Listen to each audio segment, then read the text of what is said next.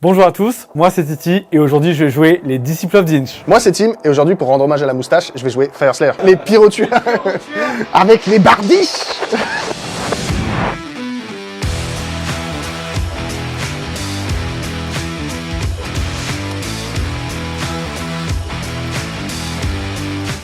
Dans mon armée de 2000 points, j'ai choisi de jouer Lost Arcanum. Ça me permet d'avoir du coup mes unités de Screamer en ligne et d'avoir 3 dissipations au cours de la bataille, tour 1, 3 et 5. Pour mener mon armée, j'ai choisi du coup d'avoir Kairos, ce duc du changement nommé aussi emblématique, qui est vraiment un des plus puissants sorciers du jeu. Pour l'escorter, j'ai 2 paires de sorciers, une paire humaine qui seront un Magister sur disque et un Magister à pied, et ensuite un Fluxmaster sur disque et un Changecaster à pied. Ce panel de héros me permet d'avoir des sorts de buff, des sorts de dégâts et d'avoir accès à plein d'améliorations que vous verrez au cours de la partie. Ensuite, dans le corps de l'armée, j'ai choisi d'avoir 2 unités de Kérix, ces petites unités qui ont des tirs, un petit peu de magie et qui me servent à protéger mon gros bloc de personnage qui est vraiment le centre névralgique de mon armée. Ensuite, en unité un peu de frappe et qui me permet de faire un petit peu de surprise, j'ai une unité de 9 Screamers, donc que j'ai renforcé 2 fois, car c'est une ligne via Masteuse Allégeance. Ensuite, pour me rajouter des unités de protection et de cordon qui vont protéger l'ensemble de mon dispositif, je vais aller prendre en coalition dans le livre Slave to Darkness 2 unités, une qui vient de Warcry, les Untamed Beasts, qui ont un pré-move avant la partie de 6 pas, et une petite unité de maraudeur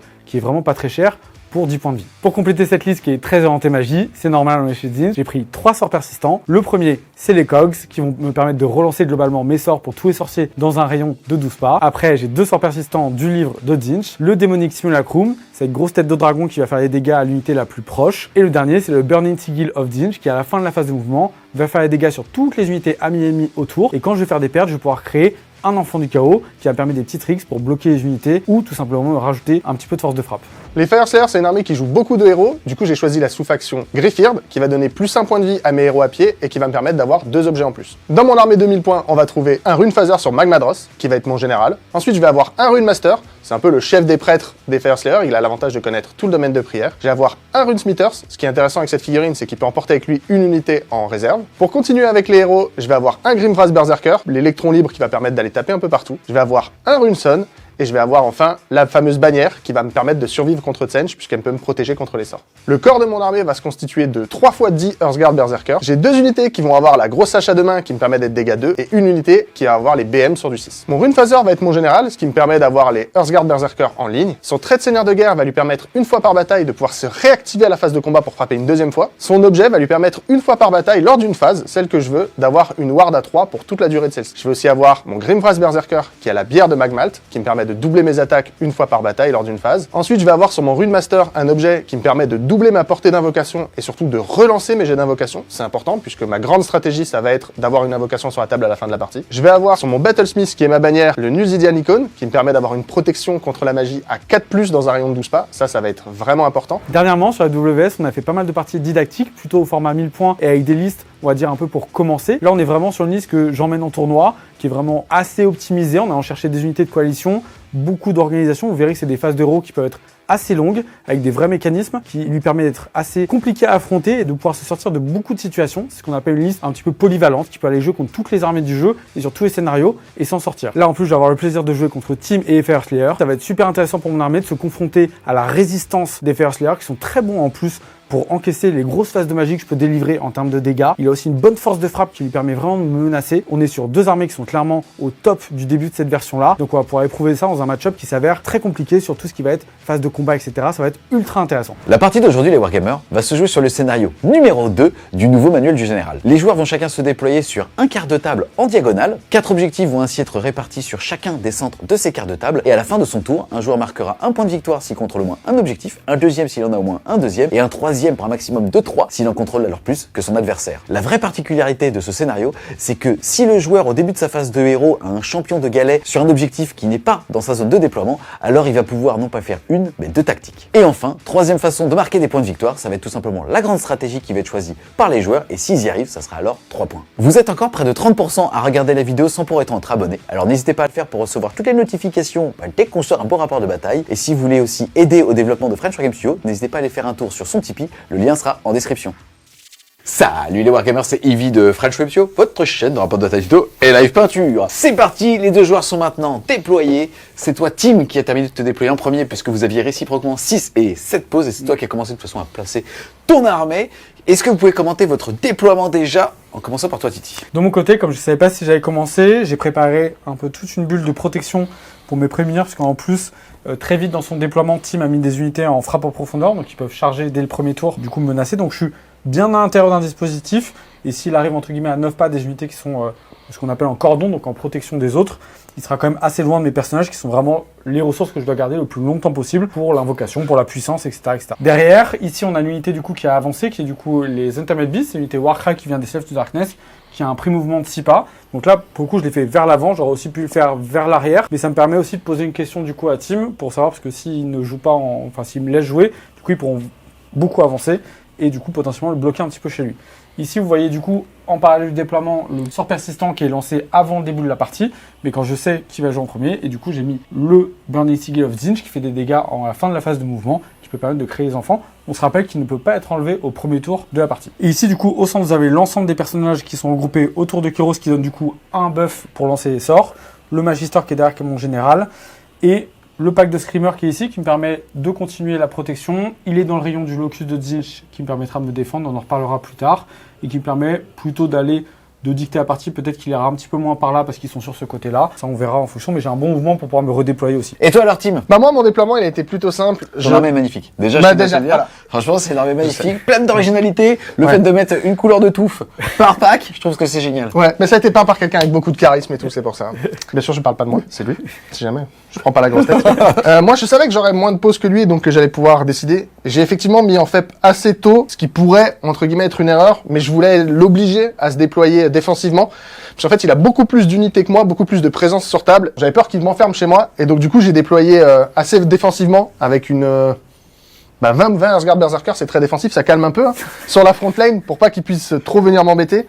Le Magma Dross sur le côté, je vais être obligé de prendre le premier tour, justement, à cause de ce mouvement-là. En fait, l'ennui, ça dépendait de ce qu'il fait, c'est pour ça que j'ai mis, justement, en fait au premier tour, pour gagner 2 pauses, pour l'obliger à commencer à poser des unités. Mais là, dans la situation où on est, avec le déploiement que j'ai fait, si je lui donne le premier tour, il va vraiment pouvoir avancer avec énormément de choses, il bouge très vite, il a 3-6 en dé de destin, ce qui fait qu'il peut garantir une course auto et 2 courses auto à 6. Vraiment, en fait, je vais me retrouver avec une armée de Tzeentch qui est là, et je vais plus jamais voir les objectifs et je vais plus jamais jouer. Là, c'est sans doute le seul tour où je pourrais scorer 5. Ensuite, on se battra sans doute à coup de 4 et de choses comme ça. Lui ne pourra sans doute pas scorer 5. Donc, je vais prendre le premier tour et puis je vais sans doute jouer sur un de ces 2 objets-là et essayer de me concentrer sur 2 objets. Au niveau ensuite des mécanismes, tu as commencé à en parler. Toi, tu as pu justement générer 9 dés de destin. Qu'est-ce que c'est et qu'est-ce que tu as eu? Du coup, les dés de destin, c'est pour représenter le fait que Tzeentch peut prédire l'avenir, et du coup, c'est des dés qu'on va acheter avant le début de la partie, qu'on va mettre de côté, et on peut les utiliser pour réaliser des actions à la place d'un jeté de dés. Ce qui se passe ici, vous les avez là, je les ai jetés, donc on a 3, 6, 1, 5, 2, 4, 2, 3 et 1, 2. Ces dés-là, ils peuvent servir à potentiellement faire des charges, faire un lancement de sort, une dissipation, une course, un jet d'attaque, un jet de blessure, etc. Donc il y a pas mal d'utilisation. Il y a aussi, vous verrez, moi j'ai 2 mécaniques dans mon armée pour les recycler, c'est-à-dire en réavoir durant le tour. Donc c'est maintenant une nouvelle mécanique du bouquin de Tzeentch qui est assez intéressant, on joue beaucoup plus avec ça. C'est assez intéressant, et en plus on a la grande stratégie qui est liée à ça, où en fait il faudra que je conserve un score de 9 au moins avec mes destins à la fin de la partie. C'est une grande stratégie qui est très simple. Vous voyez que Tim aussi a une grande stratégie très simple, donc on va pas beaucoup jouer autour de cette mécanique de point de victoire, mais ça fait que Tzeentch aussi a une force dans cette saison, c'est d'avoir ces grandes stratégies qui est vraiment simple à réaliser, et en plus on joue beaucoup autour en termes de jeu, donc c'est hyper intéressant. Début du round 1, début du tour 1, Fire Slayer. Avant la phase de héros, qu'est-ce que tu as déclaré? J'ai plusieurs choses à déclarer. En gros, déjà, ma tactique de bataille pour ce tour, ça va être de contrôler un objectif qui est entièrement en dehors de mon territoire avec un champion de galet. Ça va en l'occurrence ce petit Grimvras Berserker qui va aller contester cet objectif-là, puisqu'il ne doit pas être corps à corps à la fin du tour. Ensuite, je vais avoir plusieurs prières à faire. Je vais également devoir choisir ma rune. Et si je vais prendre la rune plus 2 en mouvement, parce que de toute façon, je pense qu'il va très vite me bloquer et que j'en aurai plus besoin plus tard. On va aussi regarder si la rune crit, autrement dit, il va jeter un dé à chaque activation d'une rune. Sur un 6 sacré trait, il y aura un petit effet bonus, ici en l'occurrence, plus 2 à la charge. Allez, les DFWS Non. Presque, mais c'est pas mal. Ouais, c'est pas mal. C'était pas un 2. C'est bien, peut-être lui donner plus 1. Ce Grimvras Berserker aussi, je dois choisir un serment de bataille. Pareil, avant le début de la partie, c'est course et charge, parce que de toute façon il est là pour taper, hein, donc on va essayer de gagner un peu de mobilité pour compenser ces mouvements 16 qu'il y a partout là-bas. En action héroïque, je vais choisir de gagner un CP avec ce perso sur un 4+. Ouais. Fais un fif. De mon côté, comme j'ai pas de personnalité, je vais faire pareil. C'est bon. C'est un 6 aussi, les gars. Ouais. Aucune personnalité. Les dés sont en vente. Par contre, regardez, ça permet de mettre des queues avec élégance.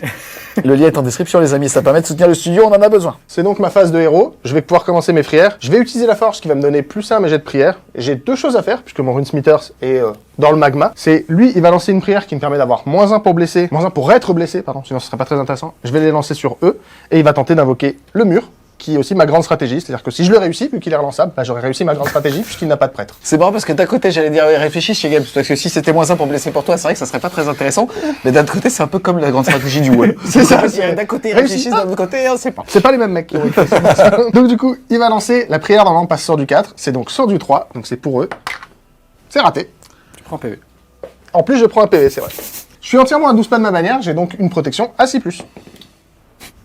Sans forcer d'air, c'est que des 6. Il y a d'autres phases, je précise. C'était le tour qui sert à quelque chose. Je vais tenter de lancer le mur. Grâce à mon objet, je double la portée d'invocation, et surtout, il est relançable. Donc normalement, ça devrait passer cette fois. Ça passe. Pour ma phase de mouvement, je vais choisir de orienter la table. En gros, normalement, on est en déploiement quart de table et quart de table. Il a beaucoup plus de mobilité que moi. J'ai pas envie de me faire flanquer dans tous les côtés. Donc en fait, je vais faire sans doute venir mes unités en réserve ici. Puis je vais essayer de couper la table en deux dans la longueur. Revenir un peu à un marteau et enclume en fait, pour ne pas me faire submerger par tous les côtés. Bouge bien. Ah, c'est ça. Zumba Café. Et ça fait Zumba Café. Petite pause pendant la phase de mouvement de Tim, puisqu'il est rentré à moins de 9 pouces d'unité de Gros Titi, qui a pu lever la main et dire qu'il allait tout simplement faire un redéploiement, c'est-à-dire pour un PC, un ordre bouger de T6 pouces. Cette unité d'intermédiaire, du coup, va utiliser le point de commandement du général que j'ai généré à ce tour-là pour pouvoir bouger 2d6. Ils vont faire un mouvement de 1. C'est pas beaucoup, mais c'est toujours bien. Ce que je vais faire, c'est, contrairement à ce qu'on fait en général avec les redéploiements, là, je vais avancer pour tout simplement casser de au moins un pas l'avancée de Tim. Et comme il a des unités en plus qui peuvent frapper en profondeur, ça lui permettra de reculer un peu plus avec celle-ci. Fin de la phase de mouvement. Hop, on a cette petite unité qui arrivait grâce au prêtre qui était dans un tunnel juste ici. Sinon, le redéploiement que vous avez vu tout à l'heure de 1 pouce pour cette unité grâce à celle-là qui est arrivée à moins de 9 pouces. Et c'est donc la fin de la phase de mouvement. Yes. On va donc regarder ce qui se passe avec ce petit sort persistant. C'est ça. Du coup, le Burning Sigil, pour rappel, on va jeter un dé pour toutes les unités, amis et ennemis qui sont à 9 pas du sort persistant. Sur un 4+, ils vont subir du coup des 3 blessures mortelles. Et si jamais durant l'ensemble de la phase, il y a au moins une unité qui a perdu une figurine, je pourrais créer un enfant du chaos à un pas de la figurine que Tim ou moi auront choisi d'enlever. Du coup, je vais commencer parce que lui, il a une protection à 4, enfin en tout cas un enlève des sorts à 4.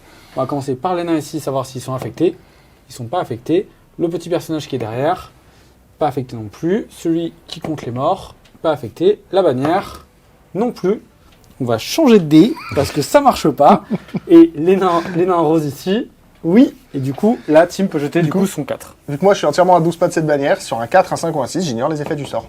Ah, et je prends Du les coup, sorts. moi, je vais faire des 3 blessures mortelles. Je vais en faire 2. C'est des Hearthguard Berserker qui sont entièrement à 9 pas d'un héros. J'ai donc 2 wards à 4+. Je prends 0 PV. c'est les veuches. Ça, c'est les veuches. Ça, c'est les cheveux violets, ça. Et de mon côté, ici, je vais faire la même chose sur mon unité à moi cette fois. Regarde, c'est que des chauves. Non. Putain. Du coup, pas super fast pour le c'est pas très grave. Du coup, ce qui est intéressant avec ce sort persistant, mais qu'on n'a pas pu voir à cette phase-là pour l'instant, c'est que du coup, quand je vais faire des dommages, je vais choisir une unité qui a perdu au moins un modèle, et je pourrais créer un chaos spawn dans un rayon de 3 pas de cette unité-là, et du coup, sans restriction, je peux l'engager, et du coup, couper potentiellement ce mouvement de charge. Donc imagine une unité qui arrive ici, elle pourra empêcher 2 unités quand même de Hearthguard de charger. Donc du coup, c'est quand même un effet qui est assez puissant, mais un petit peu aléatoire, mais c'est un bel outil dans l'arsenal de Zinj pour empêcher de se faire impacter. Du coup, phase de charge, je vais essayer de charger avec les petits gars en bleu. On va jeter 2 dés, puis on va voir. Charge à 7. Normalement, ici, on est sur une charge à peu près un 5,5 et tu as choisi finalement de ne pas la faire parce que, ah ouais, tu peux choisir de ne pas la faire. C'est ça. En fait, j'ai jeté les dés, j'ai commencé à mesurer pour rester entièrement à 12 de ma bannière pour me protéger contre les sorts. Et d'un coup, je me suis dit, est-ce que j'ai besoin d'être protégé contre les sorts? J'ai mesuré et je me suis rendu compte que si charge me met à 18 de Kéros, qui va me donner une phase de magie qui va être très douloureuse, mais surtout pire, je rentre à 18 pas du Flux Master qui est ici. Et lui, en fait, il a un sort qui permet d'invoquer, de gagner des points d'invocation, en faisant des blessures mortelles. Donc j'ai clairement pas envie de lui donner ça gratos. Donc je vais rester là où je suis à un peu plus de 18, c'est parfait. Qu'est-ce que tu penses de ce move, toi, Titi? Ouais, c'est une bonne idée parce qu'en fait, le 4+, on l'a vu, c'est très aléatoire. Donc en fait, ça pourrait me donner une cible, alors que là, je vais juste faire de l'invocation et faire mes dégâts un peu dans le vide. Vous verrez à la phase de héros. Alors que sinon, ça peut me donner une target. Et si jamais Tim, à ce moment-là, rate un peu ces 4+, et que potentiellement, je sais pas, je pourrais double le tour, je pourrais potentiellement sortir d'Hearthguard Berserker. Et vu qu'il a une armée très élitiste avec peu de ressources, c'est plutôt une bonne idée de pas me donner une cible dès mon premier tour, qui est souvent un tour plutôt à blanc, C'est-à-dire que j'ai pas de cible directe. Sur cette non-charge, ça sonne aussi la fin de ton tour. On rappelle, ici au niveau des objectifs dits primaires, tu en contrôles un, tu mets un point, tu en contrôles deux, tu mets un deuxième point. Ici, Titi n'en contrôle qu'un, tu vas donc en avoir plus que lui et donc marquer ton troisième point de primaire. Tu l'avais aussi annoncé, c'était un des seuls tours où tu allais pouvoir marquer 5 points, puisque ta tactique de bataille fonctionne, puisque ce petit berserker a réussi à prendre cet objectif.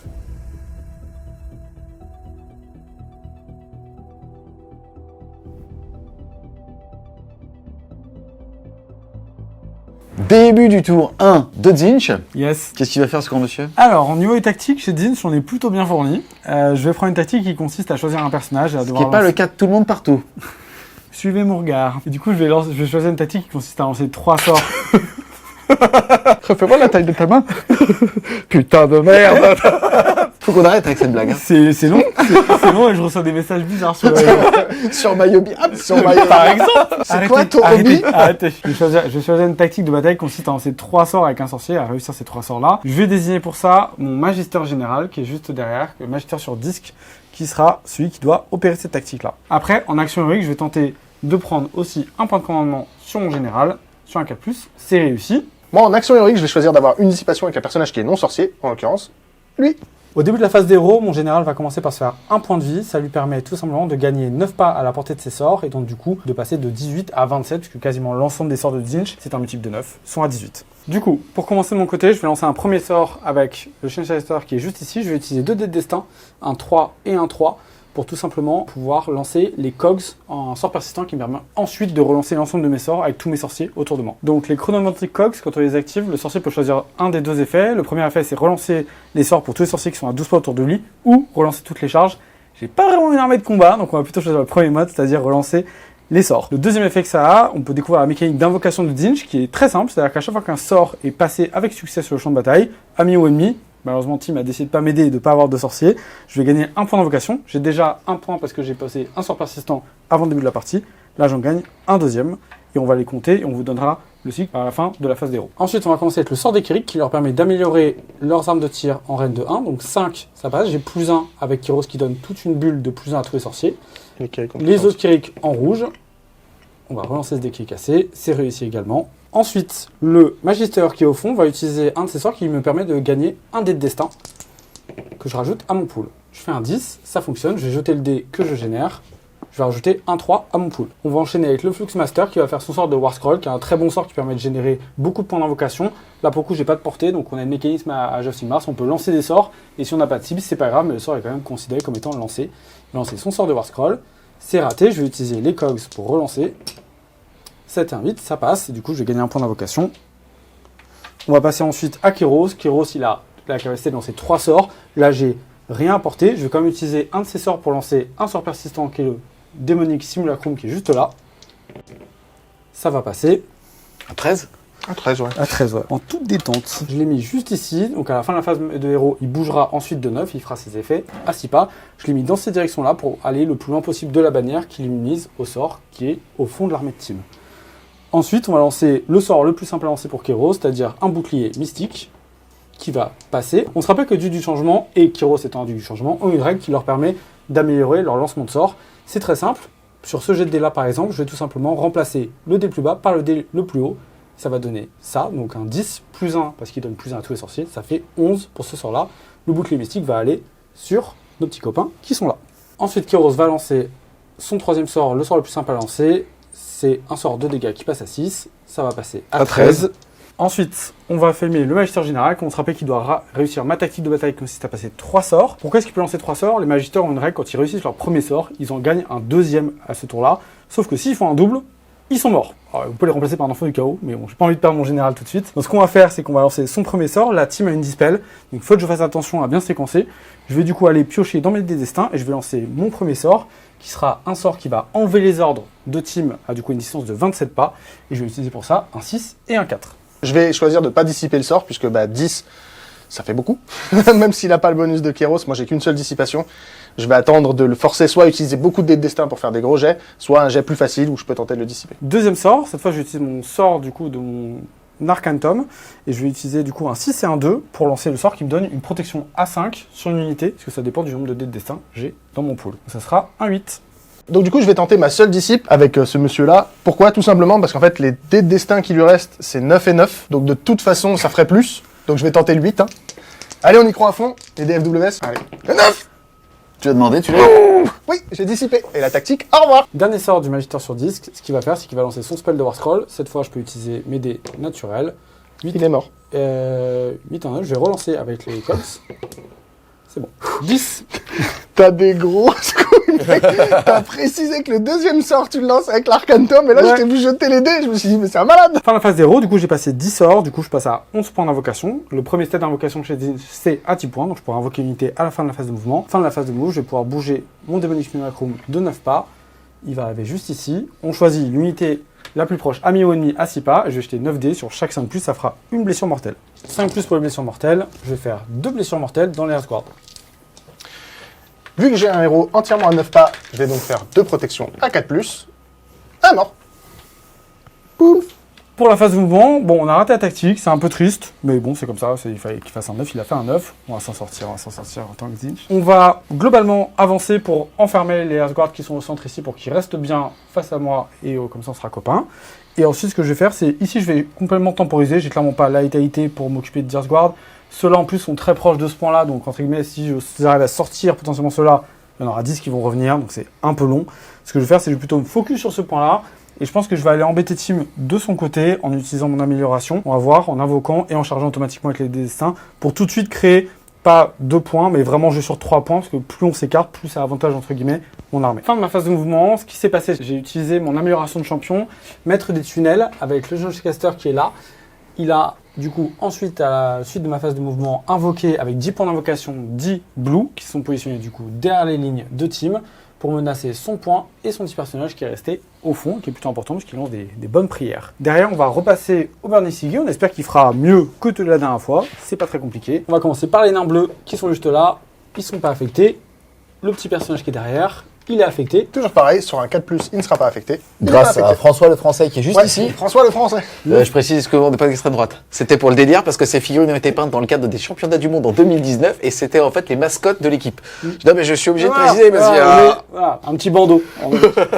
Le Flamekeeper, il est affecté. Sur un 4+, il est affecté. Du coup, il va prendre des 3 blessures mortelles, il en prendra 2. Je vais donc toujours faire 2 wards à 6 grâce à ce monsieur. Il va en prendre une. La bannière qui protège tout le monde, elle est affectée.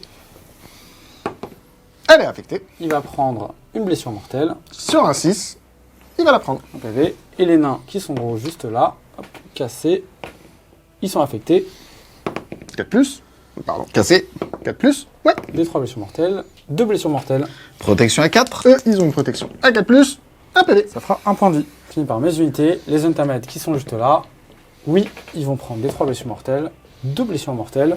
Je vais essayer de tuer celui-là et celui-là. Du coup, ici, au moins une figurine est morte durant la fin de phase de mouvement avec le Burning Sigil. Du coup, je peux choisir une des unités qui a blessé. Là, pour le coup, il n'y a que la mienne. Et pouvoir créer un enfant du chaos à 3 pas de cette unité-là. Ici, je le positionne là. Ça permet de continuer à bloquer le chemin de Tim vers le centre. Phase de tir, on va commencer avec les Kirik qui ont passé leur sort du coup quand plus 1 à l'arène sur leurs attaques. Ils vont tout tirer dans le Magmadrot. Je vais utiliser un de mes points de commandement. Il m'en reste 3 pour avoir un attaque en règle et du coup avoir plus 1 à touche. Ça touche à 3. Hop, et je vais blesser à 3+. Je vais du coup faire 5 blessures à rend -1. J'ai donc 5 sauvegardes à 4 qui passent à 5. Je prends 4 PV. Il m'en reste 12. On va continuer avec les Kirik bleus qui sont là, qui vont tirer dans les nains roses. Ça va toucher cette fois à 4+. Hop, on va blesser à 3+. Eux aussi ont passé leur sort, donc ça sera à rend -1. Ça fera 3 blessures à rend -1. 3 sauvegardes à 6. Ok. On rappelle, ils sont en vente. Et donc une ward à 4. Réussi. On va passer aux bleus qui vont tirer dans le petit personnage qui est juste là. On va toucher à 5. Et on va blesser à 4. Ça fera 4 blessures sur le personnage de Tim. Donc j'ai 4 sauvegardes ici. Je me suis mis défense en règle. 4 sauvegardes à 3+. J'en rate 2. J'ai donc toujours une ward à 6 grâce à ce bonhomme. Je prends 2 points de vie. Il m'en reste donc 4. On va continuer avec le personnage qui a 3 tirs. Une touche, il blesse à 4+, une à rend -1. J'ai donc cette fois-ci une sauvegarde à 4+. C'est réussi. Phase de charge, J'ai dit que je déclarais pas de charge, mais c'est pas vrai. Deuxième, j'avais menti. Je vais utiliser un 5 et un 4 qui étaient dans mon pool pour faire réussir automatiquement la charge des aurores bleues invoquée ici sur le personnage chez Tim. Je pourrais Overwatch à la hachette, mais bon, je vais pas te faire cette affaire. Avec la charge réussie, pourquoi j'ai pas optimisé mes attaques et j'ai avancé? Il y a deux raisons. La première, c'est que les nains de Tim ont maintenant, qu'il a craqué sa rune de mouvement, ont un petit mouvement de 4. Donc chaque distance et chaque pas que je donne est en fait un peu plus compliqué pour lui. Et la deuxième, c'est que la règle de Zinch, les règles de protection des démons, c'est un locus, qu'on appelle du coup quand ils sont à côté d'un personnage, ils bénéficient d'une aide. Et là, c'est un -1 à la touche pour les attaques au corps à corps. Donc si je respecte que toutes les blues sont à 12 pas de ce personnage-là, et donc elles auront un -1 pour les toucher au corps à corps. Phase de corps à corps, les blues vont taper sur ce personnage-là. J'ai que 2 petites attaques, une touche, pas de blessure. C'est tout pour moi. Et papa, il va se retourner. Il va se mettre des coups de clé, mon gars. C'est un prêtre, il bat ok pour un prêtre, mais c'est pas non plus dans une armée Facer un gros bourrin. Hein. Il a que 2 attaques qui touchent normalement à 4, qui vont toucher à 5, puisqu'il est entièrement à 12 pas du héros. Et voilà, combat de corps à corps. Phase de morale, ici je ne suis plus en cohésion d'unité, puisque mon unité est composée de plus de 5 figurines, donc je dois avoir chaque figurine qui a un pas de 2 figurines au moins. Là c'est pas le cas, donc je dois la ramener en enlevant des figurines le plus possible en cohésion. Je vais donc du coup supprimer celle-ci, celle-ci, et du coup là maintenant je retourne à 5, et du coup maintenant je respecte ma cohésion, donc cette formation est légale. Fin de ton T1. Au niveau des objectifs primaires, tu contrôles maintenant 1, 2 Et 3 3 points. objectifs. Exactement, ça fait donc 3 points au niveau des primaires. Malheureusement, tu n'as lancé que 2 sorts sur les 3 avec ton général. Et donc le score à l'issue du round 1 va être de 5 pour les Fire Slayer à 3 pour Zinch.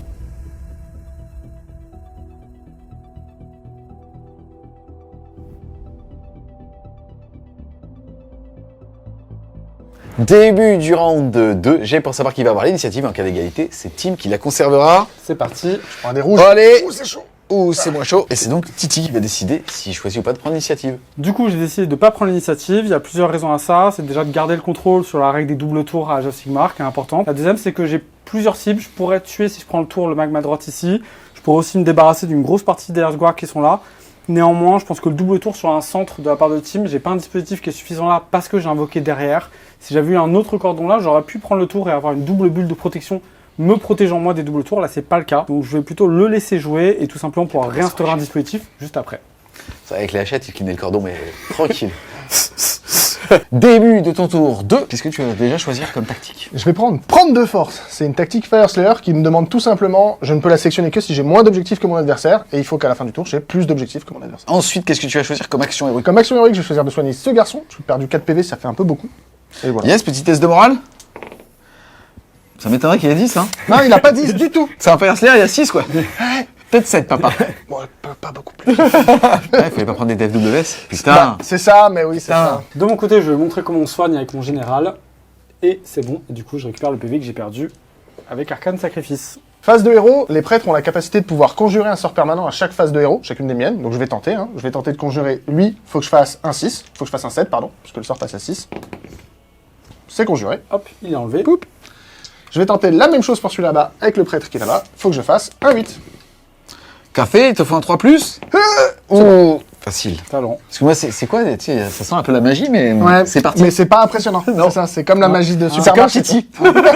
Un pétard mouillé. Pour continuer mon début de phase de héros, je vais choisir la rune d'incandescence. Elle donne tout simplement une protection à 6 à toute mon armée, et si je crit la rune, ce sera une protection à 5+ sur les héros. On y croit à fond? Pas du tout. Mais j'ai quand même protection à 6 sur toute mon armée. Ensuite, toujours en phase de héros, j'ai 2 prières que je vais tenter. D'abord, avec le Runesmithers qui est là-bas, je vais tenter de donner course et charge à la petite unité. Vu que j'ai activé ma forge, c'est sur un 3+. Ouais, donc cette unité là-bas a course et charge. Lui va tenter de donner -1 pour blesser à l'unité bleue, c'est la seule qui est à portée. C'est aussi sur un 3+. Non. Et je reprends une BM. Protection à 6, c'est vrai? Non. Je vais me tuer tout seul en fait. C'est pas un chanteur de grande qualité.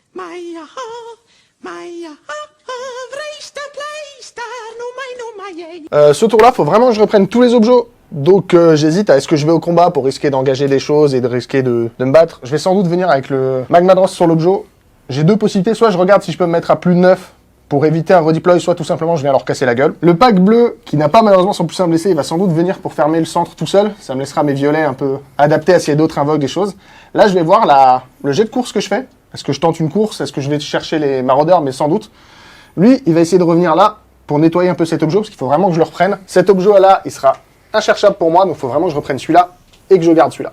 Fin de la phase de mouvement. Il faut juste noter que, hop là, comme cette unité de bleu s'est rapprochée, il a pu faire un redeploy en partant par là et en s'éloignant donc un petit peu du papa sur Magmadrot. Ensuite, on va enchaîner avec la phase de tir. Ouais, du coup, bah là ça m'embête un peu parce que le beau redeploy à 6, il peut se mettre à plus de 9 du Magmadros, donc je pourrais pas lui tirer dessus. Donc pour l'instant c'est toujours lui qui l'a, je vais devoir commit et charger, ça sera embêtant. Là-bas, le mouvement, j'ai fait l'inverse de ce que j'ai dit, je m'étais donné course et charge pour rusher, et je me suis rappelé, il y a un demi-milliard de sorts de tir et de machin, finalement je me suis mis un peu plus On de rentre 18. pas dans les 18, exactement. C'est ça, en me disant, je suis à 19, c'est à 18,1, c'est très bien, ça va bien se passer. Pareil, globalement, toute mon armée, pour l'instant, il y a plus de 18 de sa magie. J'ai juste, eux, les 10 hachettes qui vont tirer sur lui.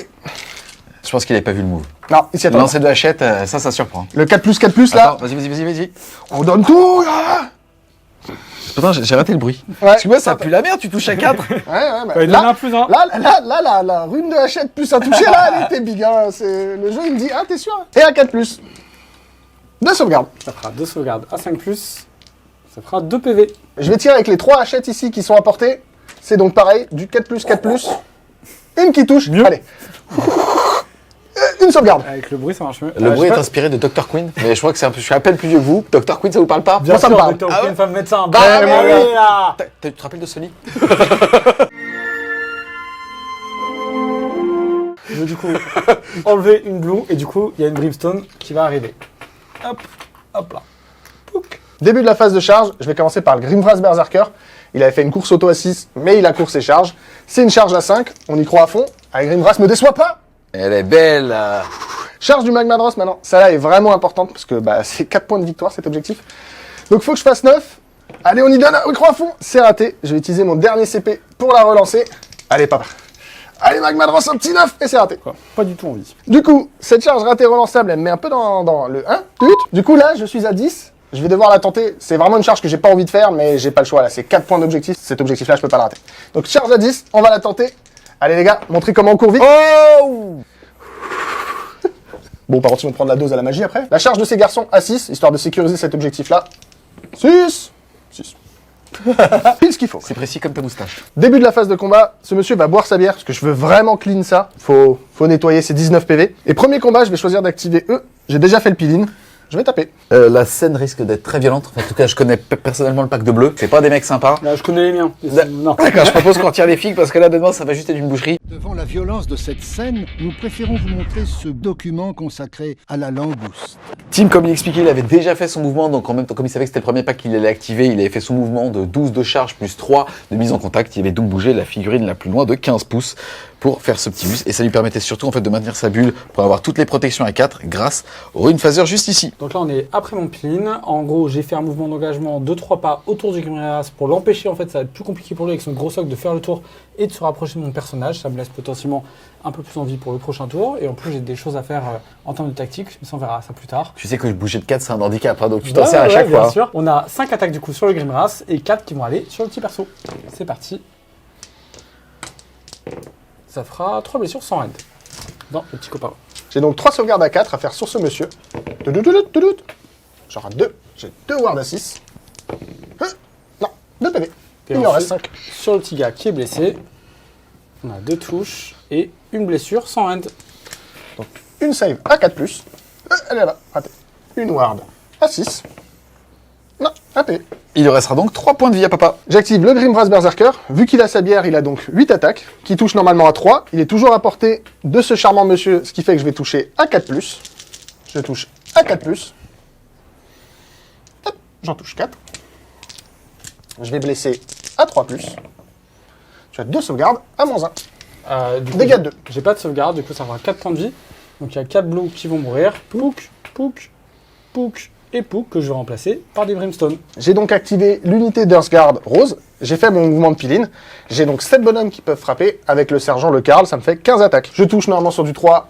Toujours le QZ5, je touche à 4. La petite particularité de cette arme, c'est une unité de bardiche. C'est-à-dire que chaque fois que je vais faire un 6 non modifié pour toucher, je vais faire 2 blessures mortelles en plus des dégâts normaux. Donc à 4+. Allez, 6! 1, 2, 3. C'est Donc déjà de la 6 BM déjà. Tu vois qu'il est overkill. Que un pour toucher. C'est le génie de la Je stratégie. t'avais dit qu'il te one-shot. Oui, c'est vrai. C'est à 3+. Oh, t'as vraiment pas de chance, hein. J'en rate 2. Ah, putain. Oh là là. 3, 4, 5. 10, 11, 12, 12 et 6 BM, c'est plus que ce que j'ai en poison de vie, du coup, ça fait poup, magique. Rockety pockety walkety walk, abracabradabranach, et voilà, ainsi plus petit, vous tiendrez tous dans mon sac. Du coup, on est à la fin du tour. J'ai pu faire à peu près ce que je voulais. Cette redeploy, du coup, m'a mis dans une situation que je voulais pas. J'ai dû me retrouver à devoir m'écarter, ce que je voulais vraiment pas faire. Et j'aurais pu choisir deux tactiques, puisque je contrôlais un objectif qui était en dehors de ma zone avec un champion de galet. Mais je pense pas que j'en avais d'autres faisables ce tour-ci. Et surtout, même si j'en avais d'autres faisables ce tour-ci, je pense que j'en avais plus les prochains tours. Donc je préférais diluer un petit peu. Par exemple, je pense que des gens vont penser à Gaining Momentum, qui est tuer une unité, plus avoir plus d'objets, ce qui était faisable ici. Mais à la base, je devais rien tuer. J'étais vraiment un tour où je ne voulais pas me battre. C'est pour ça que j'ai choisi la rune de protection. Sauf que ce redeploy m'a forcé à devoir me battre partout. Des belles réussites, que ce soit une charge à 12 qui te permet là de sauver, certes une Clairement. charge à 9 que tu avais raté reroll, et aussi là, être au-dessus des stats te permet de clean le pack, qui n'était pas une certitude, mais tu avais la certitude de reprendre l'objectif en termes de supériorité numérique. Ici, ça fait que de toute façon, tu as marqué 3 points d'objectif primaire parce que tu as au moins 2 objectifs et plus que gros Titi, et en plus ça, tu arrives de nouveau à faire ta tactique. Tu as donc marqué 5 points sur ce tour, tu en avais 5, tu passes à 10. Surtout, ce qui m'arrange vraiment que j'ai un peu surperformé en les tuant, parce que je suis pas sûr qu'avec la deuxième activation je les tuais, c'est que lui il va réinvoquer 10 blues au prochain tour, parce qu'il va clairement refaire 10. Et si j'étais encore engagé avec des pinks et qu'il y avait encore 10 blues qui venaient, je me sortirais jamais de ce cac. Donc là, je vais pouvoir avoir une chance de faire quelque chose.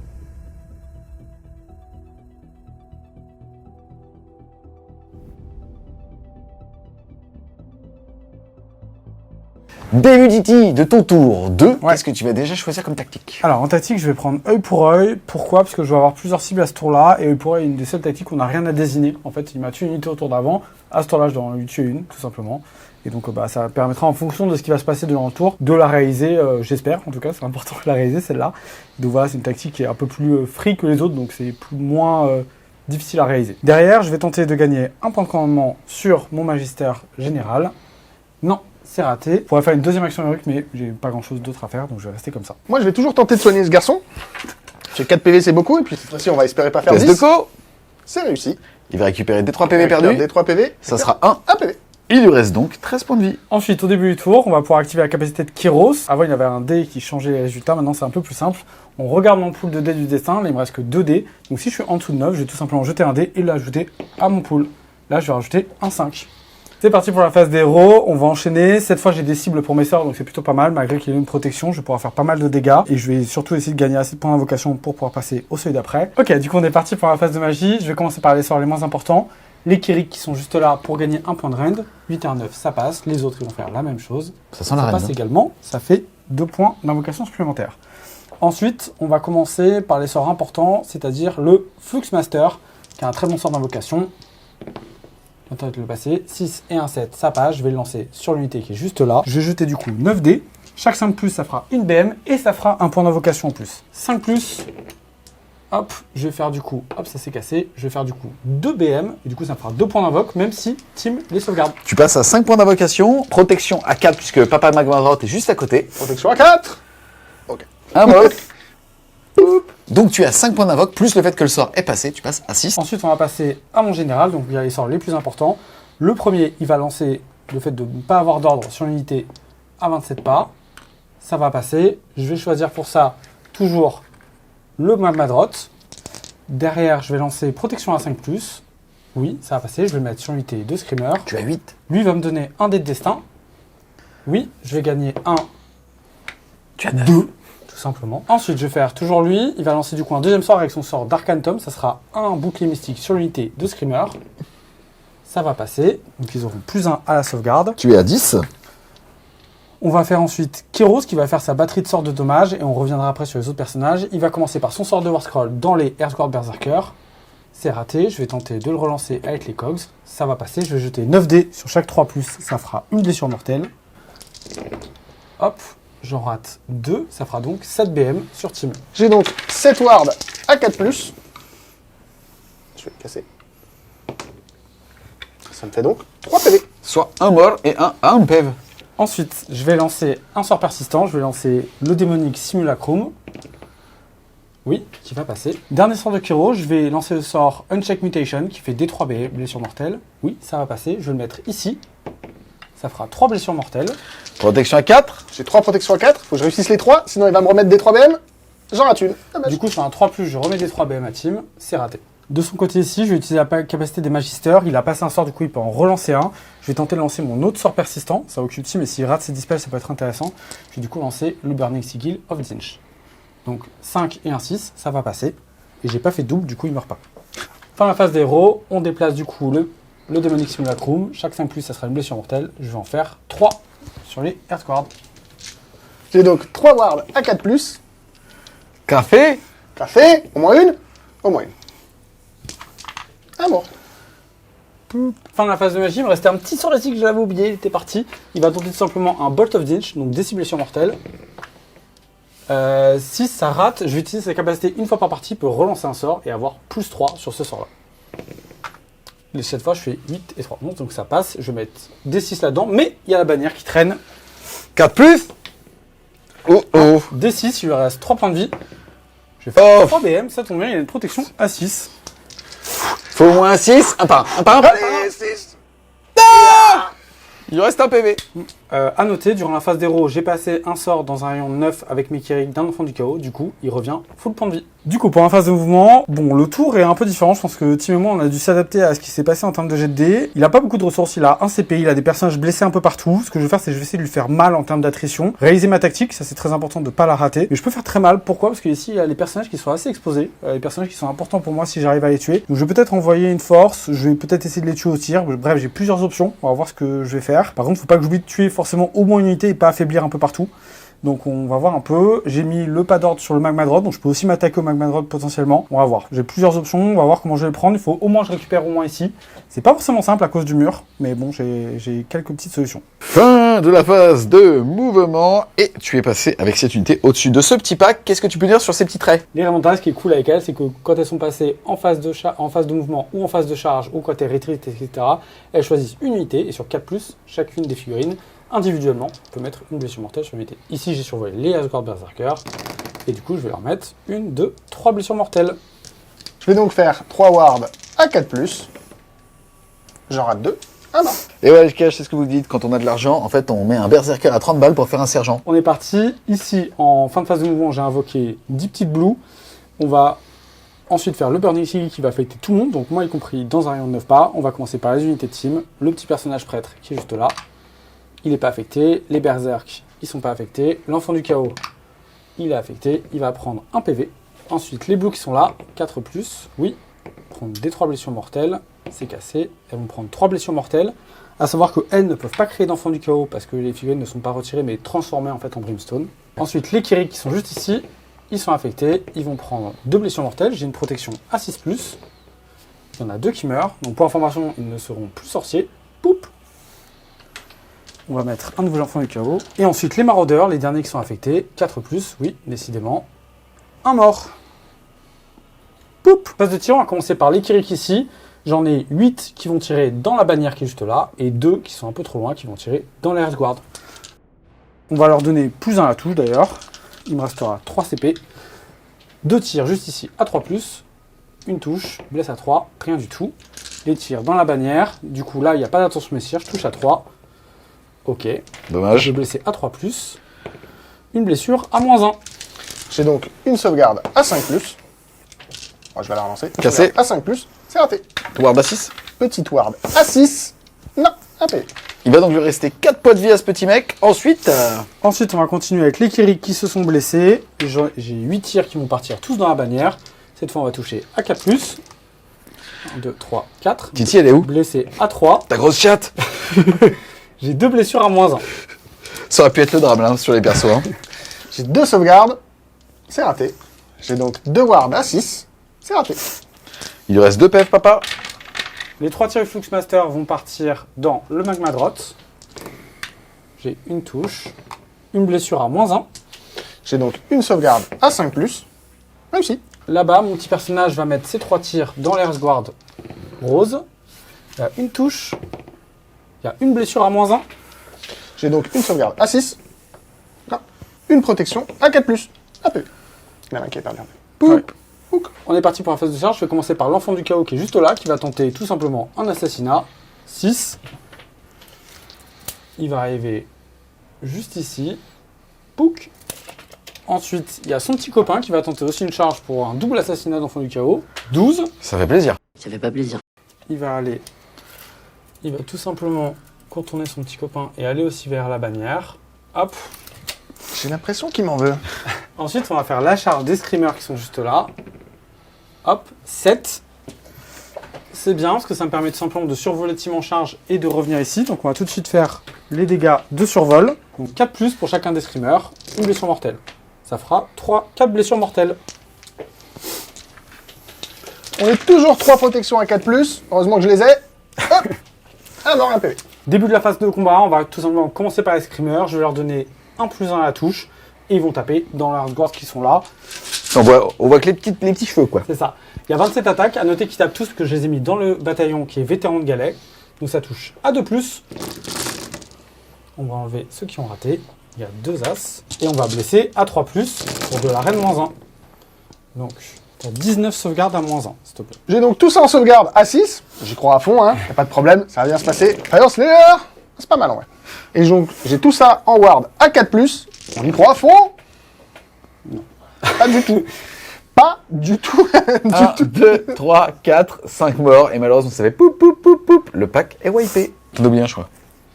Ouais, il y a un petit nain qui est là. Hein, t'as essayé de nous baiser? Hein? T'as laissé le petit nain? C'est pour la ralliement. C'est donc mon tour d'activer. Je vais activer le Runson ici. Je vais tenter de tuer un des 2 enfants du chaos, histoire de pas perdre ma bannière un peu gratuite. Je vais taper sur celui qui est déjà blessé. J'ai donc 5 attaques. C'est du 3+, 3+. 3+, j'en rate une. 3+ pour blesser. Tu as donc 4 sauvegardes à -1 pour 2 dégâts. J'ai 4 sauvegardes à 6+. Hop, il est mort. On est parti, je vais taper avec Silan Fingrim, l'enfant du chaos, dans notre ami la bannière. Il a 2d6 attaques. C'est François le français. C'est ça. Ça fera 8. Ici, on va lancer les attaques. Ce que je vais faire, c'est que je vais séquencer parce que j'ai un 6 dans mon pool et les enfants du chaos de Zinch sur un 6 font une blessure mortelle à la touche. Donc on va commencer par les 7 premières attaques et on verra ensuite. Donc je vais pas faire de BM, j'ai que 2 touches. On va jeter les 2 jets de blessure, voir ce qui se passe. Je vais faire une blessure. J'ai donc une sauvegarde à 4+. Elle est réussie. Elle est réussie. Du coup, je vais jeter ma dernière attaque. Ça sert à rien que je fasse le point de vie sur le personnage et je le rate. Du coup ici, vu que c'est les derniers corps à corps, je vais activer les 2 persos en même temps. Ils ont exactement le même profil. Je vais donc faire 8 attaques, 4 et 4. Ça touche à 3+. Et ça blesse à 3+. Voilà, ok. T'as une sauvegarde à -1 pour dégâts 2. Je fais pas de 6, je prends 2 points de vie. Il en reste 3. Ces corps à corps sonnent la fin de ton T2. Au niveau des objectifs primaires, tu contrôles 2 objectifs, tu vas donc mettre 2 points de victoire et ensuite tu réussis ta tactique qui était œil pour œil puisque tu as détruit le pack de petits nains bleus qui était juste ici. Tu vas donc marquer 4 points, tu étais à 3, tu passes à 7.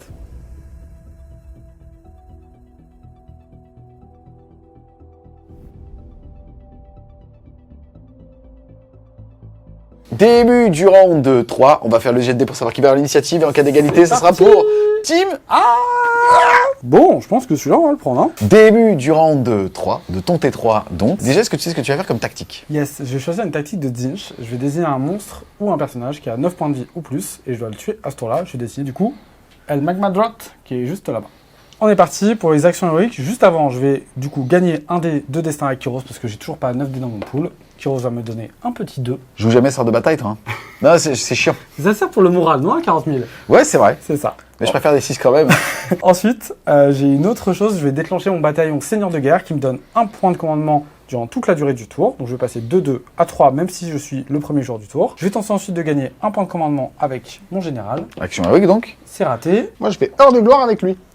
Au début de la phase de héros, au début d'une phase, je vais pouvoir utiliser mon objet qui me donne une ward à 3 pour la durée de la phase. Même si c'est une unité de 9 screamers qui ont envie de me manger au corps à corps, je suis obligé d'utiliser la phase de héros parce que je suis à 18 de tous les sorts principaux de dégâts. Et si je l'utilise pas, j'aurai jamais l'occasion de m'en servir. Donc je vais l'utiliser là, je vais avoir une ward à 3 pour toute la durée de la phase de héros. Début de la phase d'héros, lui va se faire un point de vie pour gagner 9 pas de portée. Ensuite, on va commencer par le Fluxmaster qui va lancer du coup son sort de War Scroll. Ça, c'est raté. Il va du coup, une fois par partie, le relancer et gagner plus 3, comme son petit copain qui est juste là-bas. Ça fera 6 et 3, 9, ça va passer. Je vais désigner le Magmadrot. Du coup, sur 5+, je gagne un point d'invocation et je fais une blessure mortelle. Je vais lui faire du coup une blessure mortelle et gagner 2 points d'invocation avec le sort. Donc ma ward à 3+, c'est raté. On va passer ensuite à notre petit copain qui va tenter de nous donner aussi un dé de destin. 5 et 1, 6, c'est raté. Il va tenter de relancer. Ça passe. Il va me donner lui, un 6, ça c'est très bien. Le sort des Kirik rouges, il va passer. Le sort des Kirik bleus, ils sont plus magiciens, donc ils ont plus de sort. On est parti pour Kyros, il va commencer par son spell d'Over Scroll. Ça passe, je vais désigner le Magmadrot. 3+, je vais lui faire une blessure mortelle. Avec 9 dés. Il va prendre, du coup, 4 blessures mortelles, le Magmadrot. Ward à 3. Hop, Ward à 3, j'ai réussi. Il va donc lui rester 11 PF, c'est bien ça? C'est ça. On va continuer avec Kyros qui va mettre une Bolt of Change. Oui, ça va passer. Je vais mettre des 6 blessures mortelles toujours dans le Magmadrot. Il va en faire 4 de plus. 4 protections à 3+. 4 protections à 3+. J'en rate 2. Il lui reste donc 9 PF. C'est ça. Dernier sort de Kyros. Il va lancer Tempête de feu de Zinch. Ça va passer. Je vais jeter du coup 9 dés. Et chaque 6, ça fera des 3 blessures mortelles. 0. Et du coup, pas de blessure mortelle. On va faire le Magister. Le Magister, il a un sort très important, c'est pas d'ordre. Il va utiliser un 5-1-2 pour le lancer à 27 pas sur le Magmadrot. Je vais passer à 12 points d'invocation. Ensuite, avec son sort d'Arcantum, il va tenter de lancer le sort de protection. Ça va passer. Je vais le mettre à nouveau sur les Screamers. Et son dernier sort, je vais utiliser aussi un 3 et un 2. Ça m'évite de faire un double et du coup de mourir avec la règle des Magisters. Et du coup, je vais lancer un bouclier mystique. C'est pareil, j'ai plus 9, donc à 21 pas, je vais mettre aussi sur le pack de Screamers. Ici, je vais prendre un petit risque avec mon Magister. Je vais tenter de relancer un sort puisqu'il en a déjà passé un. Je vais lancer son sort de War Scroll. Si c'est un 7, ça passe. Je vais mettre des 3 blessures mortelles là-dedans. Une blessure mortelle. Petite protection à 4. Protection à 4+. Non. Notre petit ami qui est là, on va pas l'oublier cette fois. Il va lancer un Arcane Bolt. Allez, est-ce qu'il y arrive? Oui, 5, ça passe. Et surtout, ça te fait 16 points d'invocation. Ouais. Du coup, la figure la plus proche, c'est lui. On verra sur 4+. Il n'est pas affecté. Il n'est pas affecté. Phase de mouvement. Ici, du coup, les Screamers vont s'occuper de notre ami le Magmadrot. Ensuite, toutes les unités qui sont ici vont continuer à s'avancer, tirer et charger là-dedans pour vraiment bloquer toute la partie ici, et potentiellement voler en plus un objectif. Derrière, je vais continuer à contenir ici et m'approcher à distance de magie pour au cas où la bannière tombe, et de toute façon ils sont assez loin, pour les tuer, je pense, au prochain tour avec une bonne phase d'héros. Fin de la phase de mouvement. Ici, j'ai réinvoqué encore une unité de blue pour m'apporter la présence sur table. Je suis à 9, juste là pour tenter une charge. Je peux aussi mettre des petits tirs d'appoint là. J'ai globalement avancé tout le monde. Ici, il ne pouvait pas redeploy. Là-bas, le petit personnage a bougé. C'est mis à 12 pas du personnage, mais à plus de 9 de nos amis les petits Naros pour éviter les redéploiements qui lui donneraient une protection aux personnages qui sont juste ici grâce à la règle de la saison. Là, tu as survolé le Magmadrot et tu as fait 3 BM. Ouais, c'est ça. Et du coup, je lui ai fait 3 points de vie. Ensuite, on va passer au Burning Sigil of Zinch qui va activer sur toutes les unités. On recommence sur le type nain qui est juste ici. Non. Les nains verts. Non. Ensuite, chez moi, ça marche mieux en général. Voilà. On prend un mort. Donc, quoi qu'il arrive, je peux créer un enfant du chaos. Juste ici, elles sont blessées aussi. Je vais en perdre 2. Poup poup. J'aime beaucoup ce sort. Et ça fait pop 2, Brim. On va faire les Kirik juste derrière. Non, c'est bon. Et Kyros qui a apporté non plus. Phase de tir, on va commencer par les blues qui sont ici, qui vont tirer dans le Magmadrot. Je dirais bien, je mets plus un save, mais j'ai pas le droit de donner d'ordre. Je crois que c'est plus violent que ça. C'est que tu essaies de donner un ordre, il dit ta gueule. C'est ça, c'est le ta gueule. On va acheter les 20 dés. Je touche à 5. 1, 2, 3, 4, 5, 7. Hop, on blesse à 4. D'accord. 2 blessures sans rend. J'ai donc 2 sauvegardes à 4+. C'est réussi. Ensuite, on va faire l'unité de Kirik. C'est ma meilleure unité de tir, donc je vais leur donner un plus 1 à la touche avec un attaque en règle. Et je vais tout tirer dans la bannière. On va toucher à 3+. Et là, je vais lui mettre plus 1 aussi. 1, 2, 3, 4, 5, 6. On va blesser à 3+. Il y a 4 blessures à Rennes -1. Donc la sauvegarde reste à 4+. J'en rate une. Ward à 6. Elle est ratée. Il lui reste un point de vie. Les Kirik qui sont juste là, toujours sur la bannière. On va toucher à 4. On va blesser à 3. Une blessure sans rend. J'ai donc une sauvegarde à 3+. Raté. Une Ward à 6. Raté. Il est donc mort. C'est lui qui avait mon aspect du champion, qui est La nouvelle amélioration de la saison. Qui la permet nouvelle de amélioration de la 3+. saison. Et sur du 3+, il revient à la vie avec des 3 PV. Attends. T'as la pression ou pas? Absolument. D'accord, ok. Là, la moustache, elle tremble de ouf. Pourquoi j'aurais l'impression? Ça protège mon armée contre la magie et ils mettent 2 milliards de BM à la Attends, magie. est-ce que là, le fait qu'il meure, est-ce qu'il compte pour 1 vis-à-vis de ce mec ou non? Oui, il me donnera. Hein, Ah, tout n'est Ah pas oui, perdu. c'est vrai, c'est vrai, je perds la vie la plus importante de mon armée. Bah, c'est pas lui qui rallie à 4 aussi et tout, bref. C'est pas grave, je sais que je fais 4. J'annonce, 4? Pas du tout. Donc ça, c'est plutôt une bonne nouvelle. Je vais ensuite faire le reste Ça de dépend mes pour qui. tirs. Je Je vais mettre 10 tirs là-dedans, plus les brimstones, ça m'en fera 15. Oula, ils sont très motivés. Ils ont blessé à 4. Il y a 4 blessures, sans rend. Comme quoi, excuse-moi, c'était une amélioration de merde. Hein. Oui. Du coup, oui. Je savais que j'aurais dû prendre celui de donner 3 heures de 3 unités. J'ai donc 4 sauvegardes à 4+. J'en rate 2. J'ai toujours 2 wards à 6 parce que même si la bannière est morte, je suis toujours sous l'effet de ma rune de protection qui me donne ward à 6. 2 PV. Il en reste donc 3. On va continuer avec le Fluxmaster qui va cette fois tirer dans le Magmadrot. Il fait 3 touches, il va blesser à 4. Une blessure à Rennes-1. Une sauvegarde à 5+. Raté. Dégâts. 1. Toujours la ward à 6 de ma rune de protection. Réussi. On va faire les 3 tirs de notre ami dans l'unité de Earthguard. 3 touches. Une blessure à -1. J'ai une sauvegarde à 6. Non. J'ai donc une ward à 4. Non. Il fait un petit taf de côté lui. Discret mais énervant. C'est ça. C'est la petite douleur. C'est quoi ce mec? Ils nous ont pas vu. Il ne me voit pas. Début de la phase de charge, ce que je vais faire, c'est que je vais libérer mon Arcane Bolt juste ici, parce qu'il n'y a plus de bannière. Et du coup, je vais faire une blessure dans le petit gars à qui reste un point de vie. T'es à 12 là? Ouais. Ah, il s'était mis à 12 ouais, exprès. bien joué. C'est pas grave, je fais la ward à 6. Ah bien sûr. Parce que t'es tout fier de ton move. Ah mais je suis, Du coup, je suis fier de ouf. Je suis fier de C'est ouf. ward à 6, monsieur. C'est ward à 6, ça. Ça, c'est ward à 6, pas du tout. C'est parti pour la phase de charge. Et maintenant, on va vraiment charger, pas lancer des sorts. On va charger avec les screamers sur le Magmadrot. Il nous faut un bon jet de dés pour pouvoir le survoler. 9, c'est suffisant. On va tout de suite faire le survol, vu qu'il est blessé. Il va donc jeter 9 dés. Chaque 4+, ça sera une blessure mortelle. Oula. Et bah du coup, on va lui faire immédiatement 6 blessures mortelles. Il lui reste pour information 6 points de vie, mais il a une protection à 6, papa. Bon, t'en fais un dès le premier jet de dés, comme ça tu respires. J'en fais 2. Allez. Ward à 6. Il y en a déjà une. Mais toujours en voie pour les deux. Ward à 6. Il y en a une. Donc il me restera un point de vie. Serein, c'est un PV de trop. Qu'est-ce que je vais faire avec tout ce PV? Ensuite, on va charger avec l'ensemble des unités un peu annexes qui sont juste ici. Donc les blues, les Kyrick bleus et les blues qu'on a invoqués juste là. On va commencer par cette unité-là. 7, c'est suffisant. Les Kyrick bleus. 6, je pense que c'est insuffisant. Non, c'est raté. Je vais pas la relancer. Je vais faire les Kyrick rouges juste là. 5, ça c'est bon. Et cette fois, on va faire la charge à 9 des blues qui sont juste là. C'est raté. Je vais utiliser un point de com pour la relancer. Donc il me restera 2. C'est raté. Fin de la phase de charge, on est donc sur les aptitudes monstrueuses. On a le Magmadrot ici, qu'est-ce qu'il va faire? Je vais tenter de l'aurore. C'est pas forcément le choix le plus pertinent. Je pourrais tenter de le stomp pour essayer d'en tuer un ou deux. Parce que ça a plusieurs PV. Mais je suis un optimiste. Je me dis que... Tu provoques Ah, le c'est craquage. Ouais, c'est ça. Je peux, avec une bonne jet de sauvegarde, je suis en heure de gloire, ça peut peut-être le faire. Et c'est raté, de toute façon. Même le stomp était raté. On est parti, toujours 27 attaques. On se rappelle que je tape sur 2 rangs grâce au bataillon. On va toucher à 3 et blesser à 3. Je blesse à 3. Ça fera 12 blessures à -1. J'ai donc 12 sauvegardes à 4, mais j'ai très foi dans le Magmadrot, parce que je sais que c'est une figue surpuissante et que tout le monde aime jouer. Je vais donc les jeter une par une parce qu'on y croit à fond. Le premier, le 4+, c'est un 6. 4+, et voilà. Allez, Ah, la ward à 6. La ward à 6. fais graffer. Je disais la ward à 6. Pas du tout. Allez, salut. Au revoir, Magmadrot.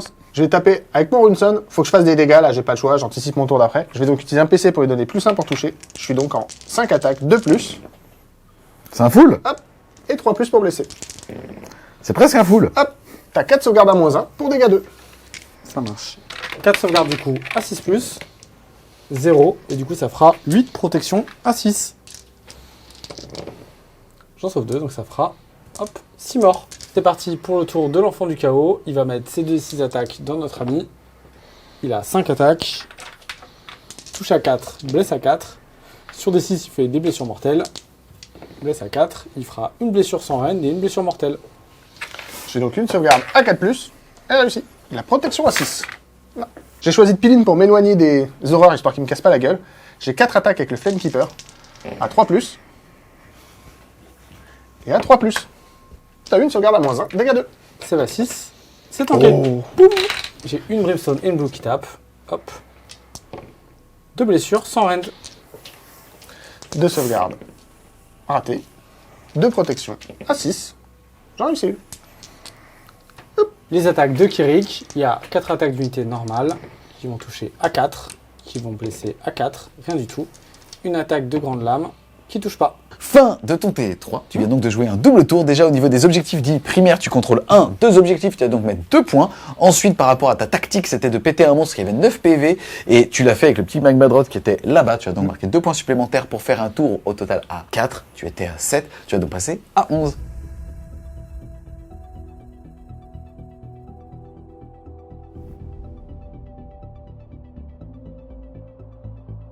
Début de ton T3. Déjà, tu vas pouvoir choisir 2 tactiques de bataille parce que tu contrôles un objectif du No Man's Land. Ouais, et puis là, il y en a 2 qui paraissent assez logiques. C'est que ce petit gars tout seul dans le coin là, il a eu la négligence de tuer un de mes persos. Je vais donc choisir de faire œil pour œil, plus solder le livre des rancunes. Ah, c'est le tour où il faut que je marque des points là, parce que je commence à perdre beaucoup de figues. Faut que je mette des points. Ensuite, qu'est-ce que tu vas faire en action héroïque? En action héroïque, je vais heure de gloire avec mon Grimvras Berserker qui est ici. Et toi? Ça marche. De mon côté, je vais tenter de soigner mon général. C'est bon. Des il 3. va se soigner 2, 3. Du coup, il est full. Début de phase de héros, je vais choisir ma rune. Je vais choisir la rune plus 1 pour toucher. On va avoir la crit, c'est plus une attaque, donc j'y crois à fond. Un petit 6. C'est un cassé. Des cafés. On va prendre un des WS. 6. C'est cassé. 6. Mais ça marche pas 3 fois. Non, faut pas déconner. Donc du coup, il me reste plus qu'un seul prêtre. Il va tout simplement lancer la prière de son War Scroll, qui est choisir une unité. Donc je vais choisir celle-là. Elle aura plus 1 sur ses jets pour blesser. On y croit à fond. C'est raté. Un prêtre, ils ont le droit de tenter de conjurer un sort permanent par tour. Je vais tenter avec mon prêtre de conjurer celui-là, parce qu'il risque de venir sniper mon perso. Faut que je fasse un petit 8. J'y crois à fond. 4. Allez, toi un 4. J'y crois à fond. Pas du tout. Du coup, Tim voit l'avenir, puisque notre ami le démonique simulacrum va faire 9 pas, venir ici. Ça sera du coup son héros le plus proche, et du coup on va jeter 9 dés, et sur chaque 5+, il prendra une blessure mortelle. L'effet du démonique simulacrum sur le petit personnage, 5+ pour les BM, il va prendre 1, 2, 3 BM. Et ben. Début de la phase de mouvement, qu'est-ce que tu vas faire? Quels sont les enjeux là? Là, faut que je marque plein de points. Parce que je commence à me faire submerger, on commence à voir que l'invocation de Sench... Facile ce jeu quand même. Ouais, c'est ça, il est facile ce jeu.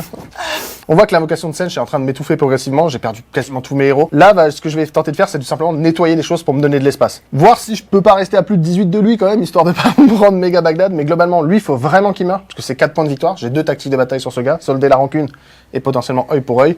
Et là-bas, je peux peut-être aller clean l'unité qui m'embête depuis avant pour essayer d'aller menacer son objectif à lui. En bougeant de 4. Ouais, mais là, il est devant moi. Mais après, tour 7 ou 8. Ah, coup de 10, moi on sait jamais. Moi je me projette dans le futur. Peut-être que la game 3, du coup, je dis ça. Fin de la phase de mouvement, on passe à la phase de tir. Phase de tir, je vais faire les 2 hachettes sur lui. Ah, on en est là quoi. Ah, moi je lance des hachettes. Et 4+, du coup, le coup. Et une touche. 4+. Une sauvegarde. Une sauvegarde à 5, un PV. La hachette du Grimvras, qui est à 4+, aussi. 4+ aussi. Et là, elle est à -1. Une sauvegarde à 6, un PV. Il en reste 3. Phase de charge, on va faire la charge qui est la plus importante, qui est lui. Parce que bah, on se rappelle, ce monsieur, c'est 4 points de victoire. C'est une charge à 7. J'ai un PC pour la relancer si jamais. Charge à 7. Hop, hop, hop, hop, Hop, hop, hop, hop, hop. Oh, il y a de l'ambiance dans ce coup là. J'utilise mon CP là. Alors, monsieur Grimvras, je te kiffe, j'adore ta figue, il y en a 3 à toi sur la table. T'es gentil, tu me fais 7 là. Tu me fais 7. C'est impossible. C'est redeploy à 6 qui me fout dans la merde. Très mal. On va continuer la phase de charge. Avec une charge que je ne voulais pas faire, comme d'hab, parce que ça va me faire perdre cet objet, mais j'ai pas le choix. Je vais tenter eux. C'est une charge à 8, et faut vraiment qu'elle passe. Allez, on y croit à fond, les berserks. Charge à 8. Non, bon, Et non. vraiment pas envie. Toujours phase de charge. Vu que ça se passe pas du tout comme c'est prévu, hein. C'est super cool. Je vais tenter de charger avec eux là, histoire de valider l'œil pour œil, ou de tenter de valider l'œil pour œil. Attention, on y croit à fond. Charge.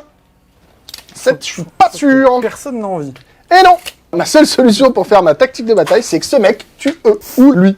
Du coup, c'est à moi. Je vais activer mon Runson et je vais taper sur les 4 petits Kerik qui restent. Et puis on va tout donner. Hein.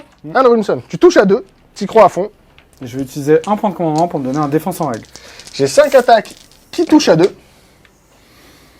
4, c'est bien. Je blesse sur du 3+.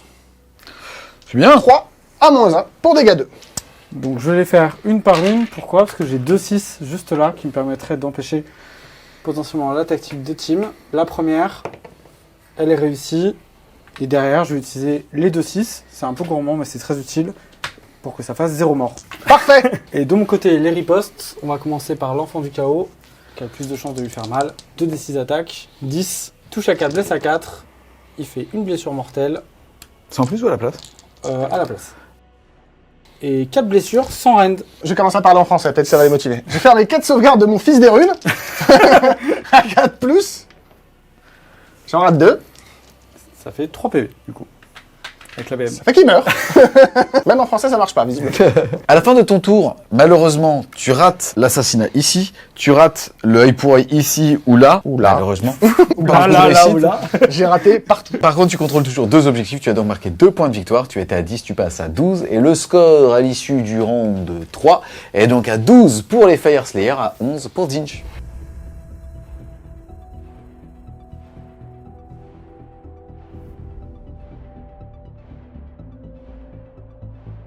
Début du round 4, jet d'initiative en cas d'égalité. C'est Titi qui la conservera.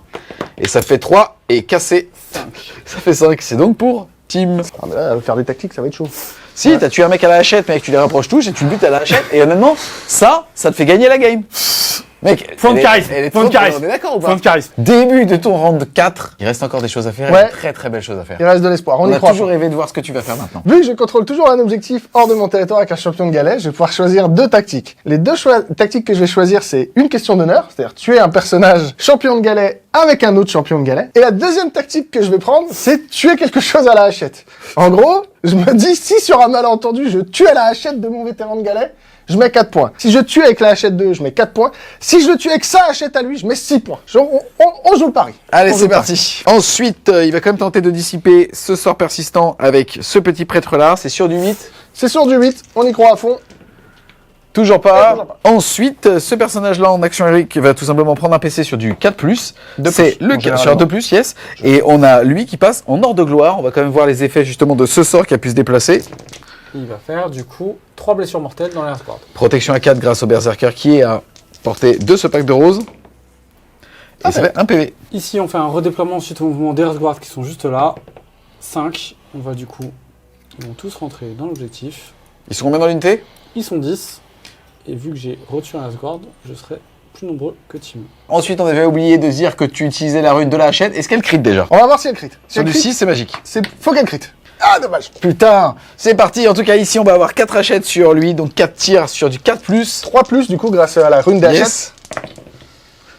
J'en mets 2. Je blesse. À 4+. Non. Hachette du petit gars. Ça sera pas à la hachette, malheureusement. Hachette du petit gars. Qui touche. À 4+. Une sauvegarde. À -1. Sauvegarde, du coup, à 5. 1 PV. Il en reste 2. Il y a un monde dans lequel ça passait. Ah, il y a un monde où ça passait. Déclaration de charge. Ouais. On va commencer par lui. Petite charge à 7, hein. C'est bon. 9. Et ensuite, du coup, vu que j'ai pas envie de perdre cet objet, on va tenter une charge avec eux. Du coup, 4, ce n'est pas suffisant. C'est pas grave. J'avais généré un CP avec ça, je le savais. Je le sentais venir. Je la relance. C'est 6. 6, ça devrait être bon. J'ai donc 17 attaques. Il n'a pas le locus de Tsench qui lui donne -1 pour toucher. Je vais donc toucher à 3+. Et chaque 6, ce sera 2 blessures mortelles. Et ben voilà. Déjà, 6 blessures mortelles. À 3+. Et donc il reste 3 brimstone. C'est parti pour l'enfant Ikoro. Il vient juste de se faire un perso Fire Slayer. Il est chaud comme la braise. Cette attaque touche à 4. Blesse à 4. Ça fera une blessure sans rend. Une blessure à 5. Non. Un PV. Je vais donc activer mon Grimbrass Berserker. J'ai 4 attaques. Je m'étais gardé un CP. Je vais le faire toucher à +1. Donc 4 attaques qui touchent à 3. Qui blesse à 3. Tu as 2 sauvegardes à -1 pour 2 dégâts. Ça fait 2 sauvegardes à 6. Non, il est mort. Pouc. Les attaques de Brimstone. Une attaque. Rien du tout. Fin de ton T4, au niveau déjà des objectifs primaires, tu récupères celui-là, en fait, tu l'as jamais perdu, mais donc tu l'as pris, donc tu l'avais toujours. Oh C'est compliqué. À cause du redeploy, ma charge me permet de le garder. Ici, ça en fait 1, ça en fait 2, tu marques 2 points, tu es à 14, tu passes à 12, et tu peux aussi quand même à péter un champion de galet avec toi-même un champion de galet, tu vas donc marquer 2 points supplémentaires, tu vas donc passer à 16.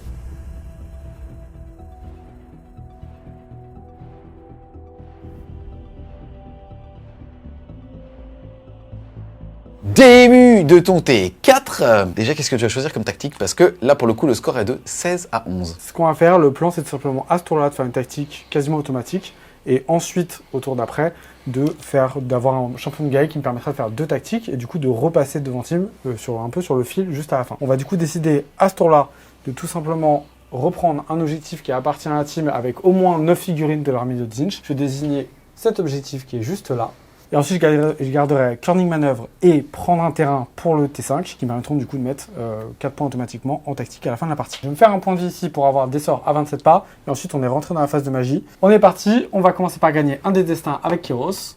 On va gagner un 6. Il est sympa. Il régale Kéros. On va ensuite lancer un sort, je pense, avec lui. On va tenter de gagner un des destins. Oui, ça va passer. Je vais récupérer un 6. C'est bien, t'es bien là. Ça régale. Ça sent la grande Est-ce que ça stratégie. ferait pas sa grande strat? Notre ami, juste là, va utiliser son deuxième sort pour relancer les cogs. 5 et un 6, ça passe. Hop, il va les poser ici. Ça va permettre à tous ses petits copains de relancer leur sort. On va commencer par Kéros, son sort de War Scroll. Non, il va relancer.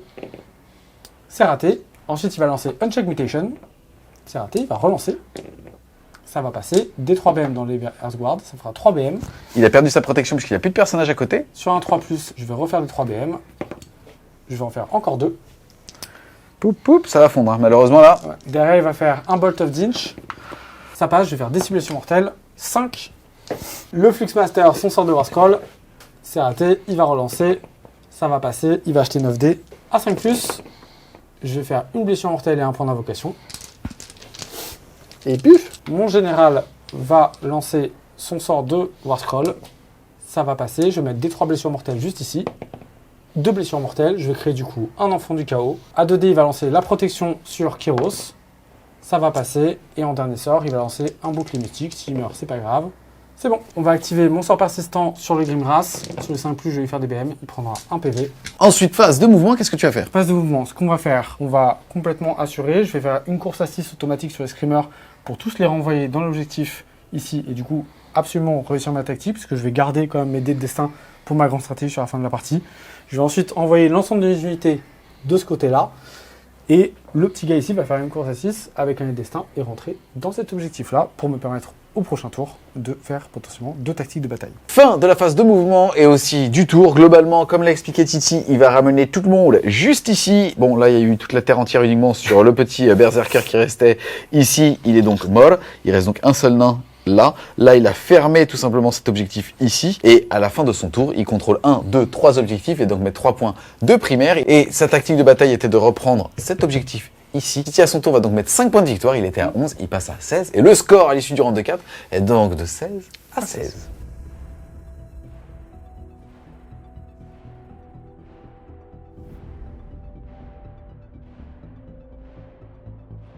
Début du round de 5. J'ai pour savoir qui va avoir l'initiative. Allez, on y croit à fond. Parti 6. C'est quand même 3-6 en les C'est parti Titi, est-ce que tu veux prendre l'initiative? Yes, je prends l'initiative pour appliquer le plan dont on a parlé juste avant. J'ai un champion de guerre qui est sur un objectif qui est en dehors de mon territoire. Je peux du coup faire 2 tactiques de bataille. J'en ai 2 automatiques. En fait, tout simplement, je peux prendre un terrain, donc celui-là ou celui-là, et en plus faire curling manœuvre avec lui. Du coup, ça me fait 2 tactiques automatiques. J'ai déjà plus de points que Tim. Je peux en plus l'empêcher de faire une tactique globalement au dernier tour en engageant cette unité-là avec une unité qui serait complètement buffée. Je pourrais pas faire grand-chose, et du coup, ça me permettrait de faire un tour à 7, ce qui me mettrait forcément hors portée d'être rattrapé pour la fin de la partie. En gros, juste ce qu'explique Titi, c'est qu'avec cette unité ici, en la full buffant avec la magie, et en potentiellement l'empêchant d'avoir des ordres, blablabla, il va faire une charge en coin. Ici, globalement, il va rester en vie, eux seront lock, ils ne seront plus à portée de prendre cet objectif qui globalement était le seul objectif secondaire que Tim pouvait faire facilement pour potentiellement marquer cet objectif-là, donc 1 point à son tour, et derrière 2 points pour celui-là, donc 3 points, il était à 16, il passerait à 19, là où Titi, lui, passera à 23. Donc le mieux que tu aurais pu faire, c'est marquer ces 3 points de victoire si tu avais eu l'initiative.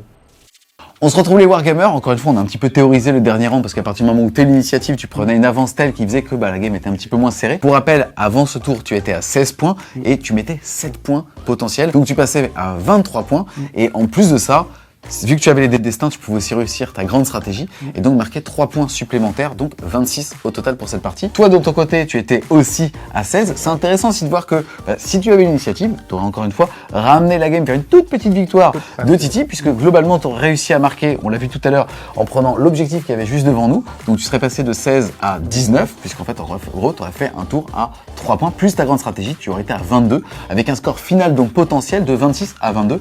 Là, en l'occurrence, Titi t'a un petit peu coupé l'herbe sur le pied en te privant justement au pire ou au mieux en tout cas de ta tactique, donc tu mettras qu'un seul point. Donc toi tu t'arrêterais à 17 plus ta grande stratégie, 20 points pour un score donc total de 26 à 20. Bien joué messieurs, Ouais. franchement super game. Ouais, C'était très cool. Bon, après on voit aussi que le Fire Slayer il est fort, mais en termes de latitude de jeu, t'es lisible une fois que t'as mis ta FEP. Le problème effectivement du Fire Slayer, c'est qu'une fois que le Runesmithers est arrivé, on manque un petit peu d'outils. Je pense que je vais inclure un deuxième Flamekeeper dans ma liste, parce que c'est vrai que là on n'a pas pu vraiment le voir, parce que les Earthguard c'est des figurines qui meurent pas tant que ça, donc il l'a pas pu se charger, puis surtout Thibaut il connaît, donc il l'a très bien géré, il a fait en sorte de tuer les figurines ailleurs, de tuer les personnages en premier. Globalement, il te fournit dans ta liste le fait de charger pendant le tour adverse. Pas que, en fait, il te donne vraiment énormément de choses. Il peut me donner une ward, il peut me donner plus en dégâts.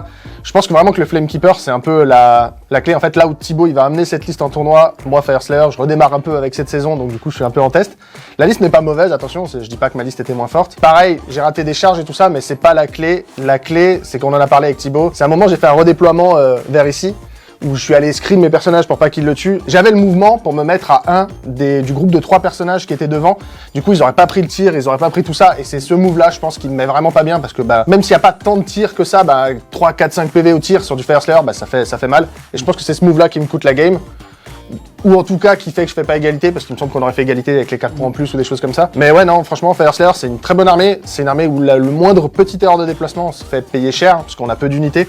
Et c'est vrai que du coup, Tu le bouges de mouvement 4 aussi. Ouais, le mouvement redeploy, 4 est très dur. Un redeploy, c'est énormément de mouvements, donc un redeploy mal fait, c'est un problème. Et ouais, mais Runesmithers, je pense que c'est important, peut-être en jouer 2 pour avoir 2 FEP. Flamekeeper, c'est extrêmement cool parce que ça permet de jouer dans le tour de l'autre et une charge.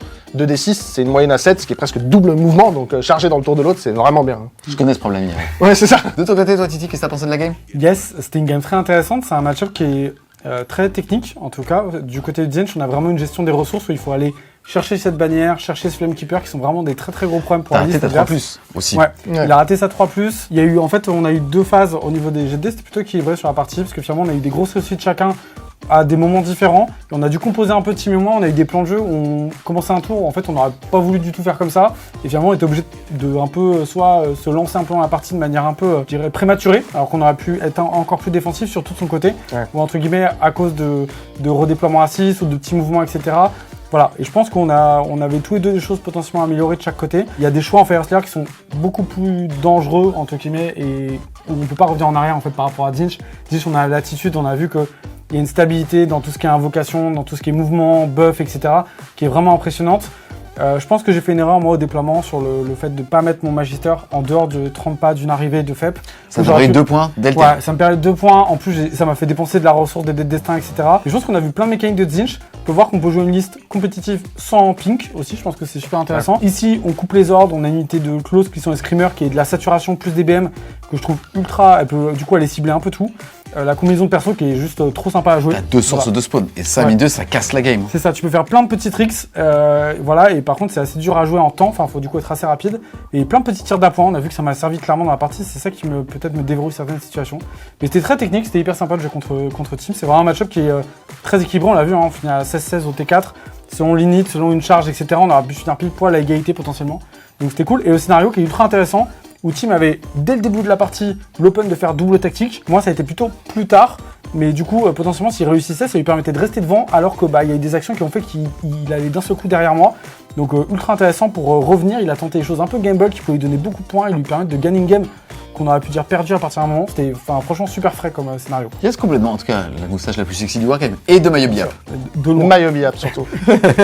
En tout cas, un grand merci justement à tous les deux d'être venus en Fire Slayer et en Zinch. En tout cas, on espère clairement que vous avez aimé la vidéo. C'est le cas, n'hésitez pas à mettre un gros pouce bleu dessus, soit une plume, soit une hachette ou une binouse. Une hachette. Il a quand même vu sa binouse. Il a vu sa binouse. C'est même dans le vent. C'était pour le kiff. C'est ça, ça vaut 2 points de victoire. Ouais. Il a rincé. Sur le canard. Si jamais vous voulez continuer de supporter French Game, n'hésitez pas à aller faire un tour sur son Tipeee, les amis. Le lien est en description et on a clairement besoin de vous. Et nous, on vous dit À plus les Wargamers.